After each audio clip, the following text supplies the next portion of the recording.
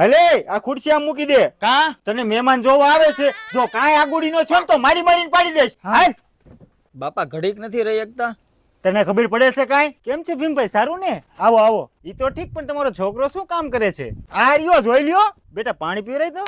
અરે મહેમાન, પણ આ પાણી બાટલા હું ભેગા લઈને આવ્યા? એકચ્યુઅલી અમે બિસ્લેરી સિવાય પાણી પીતા જ નથી. આ તમારા કુવાનું પાણી અમને મોડું લાગે. તમે તો બહુ હુવાળા. હે અંકલ, તમારો છોકરો કેટલું ભણેલો છે? અરે એમાં ભણવાનું શું હોય? હાથ પેઢી ખાય તો ખૂટે એમ નથી. અને 2 વીઘા જમીન છે, બીજું શું જોઈએ તમારે? હે?